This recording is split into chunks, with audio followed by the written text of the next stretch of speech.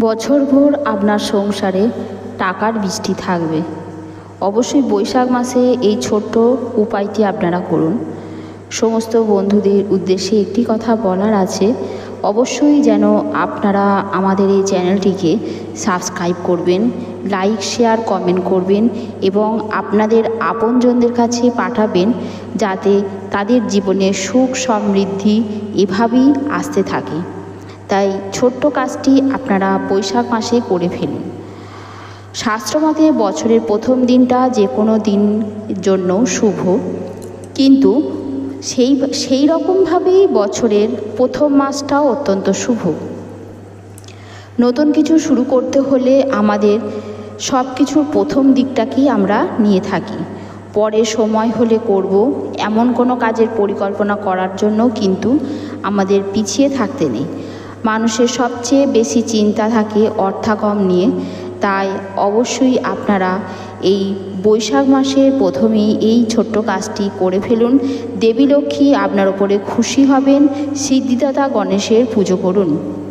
বিশ্বাস আপনার ব্যবসায় শ্রীবৃদ্ধি ঘটবে।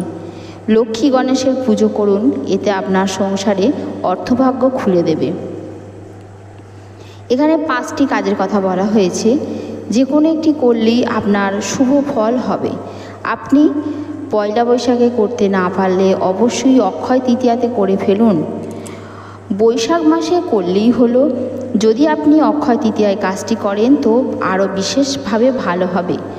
অক্ষয় তৃতীয়ার দিন আপনি 5টি কড়ি বাড়িতে নিয়ে আসুন, নিয়ে এসে আপনার লক্ষ্মীর ঘটের ওপরে রেখে দিন। প্রতি বৃহস্পতিবার সেই কড়ি সমস্ত দেবী লক্ষ্মীকে দিয়ে পুজো করুন। এতে দেবী লক্ষ্মী আপনার উপর প্রসন্ন হবে, সংসারে শ্রীবৃদ্ধি ঘটবে এবং আপনার আর্থিক অনটন থেকে আপনি মুক্তি পাবেন। বছরের প্রথম মাস বৈশাখ মাস আপনি গণেশ ঠাকুরের মূর্তি স্থাপন করুন। অর্থের দিক থেকে আপনি সুফল হবেন। পুজোর ফুল বাড়িতে টাকা গয়না রাখার জায়গাতেও আপনি এই গণেশের পুজোর ফুল রেখে দিন। প্রচলিত রয়েছে গরুর সঙ্গে সমস্ত দেবতা বিরাজ করেন, তাই নববর্ষের দিন আপনি গরুকে কিছু খাবার খাওয়ান। কিছু খাবার এমন জায়গায় রেখে দিন যা রাস্তায় থাকা গরু অনায়াসে খেতে পারে। যে কোনো পশু পাখিকে এদিন আপনার খাওয়ানো খুবই শুভ। একটি পাত্রে তেল, হলুদ এবং সিঁদুর মিশিয়ে নিন। এবার আম পাতায় সেই মিশ্রণের ফোঁটা দিন। তারপর 7টি আম পাতা একটি লাল সুতো দিয়ে বেঁধে দরজার ওপরে টাঙিয়ে ফেলুন।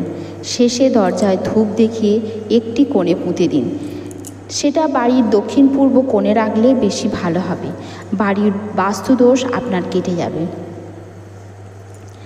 এছাড়া ব্যবসায়ীরা অনেকেই বছরের প্রথম মাস বা অক্ষয় তৃতীয়ার দিন অনেকে হালখাতা করে থাকে। নতুন হালখাতায় লাল কালি দিয়ে স্বস্তিক চিহ্ন আঁকুন। তার নিচে 3টি বা 5টি কয়েনের ছাপ দিয়ে লাল কালিতে লিখবেন গণপতায় নমঃ। এই কাজটি বাড়িতেও আপনি করুন। আপনার সংসারের খরচের হিসেবের খাতায় আপনি এই নিয়মটি পালন করুন। উত্তরায়ণের সময় আপনার বাড়িতে আপনি নববর্ষে দিনকে মানে নতুন বছরে নতুন মাসে আপনি যে লক্ষ্মী গণেশের যন্ত্র প্রতিষ্ঠা করবেন তাতে পুজো করুন। বাড়িতে দিনভর ঈশ্বরের নাম সংকীর্তন করুন। জীবনের সুখ শান্তি আপনার বজায় থাকবে, আপনার মনস্কামনা পূর্ণ হবে। অক্ষয় তৃতীয়ার দিন আপনি কালো সুতো বা কালো কার ছেলেদের ডান হাতে বা মেয়েদের বাম হাতে আপনি বেঁধে দিন। গুপ্ত শত্রুর হাত থেকে মুক্তি পাবেন এবং গ্রহদোষ আপনার কাটবে। শারীরিক অসুস্থতা আপনার কেটে যাবে। আপনি বৈশাখ মাসে দরিদ্র ভোজন করান, বস্ত্র দান করুন, মানসিক শান্তি পাবেন। ঈশ্বরের কৃপা থাকবে আপনার ওপরে। মানুষের পাশাপাশি গবাদি পশুকেও আপনি এদিন কিছু খাবার খাওয়ান। বাড়ির প্রতিটি ঘরে আপনি আলপনা দিন। আপনার ঘরে শঙ্খধ্বনি দিন, ধুনো দিন। নেগেটিভিটি দূর হয়ে যাবে। বন্ধুরা, অবশ্যই এই কাজটি আপনি করুন, আপনার অবশ্যই মঙ্গল হবে। অবশ্যই আপনি অক্ষয় তৃতীয়াতে গরুকে কিছু খাবার খাওয়ান।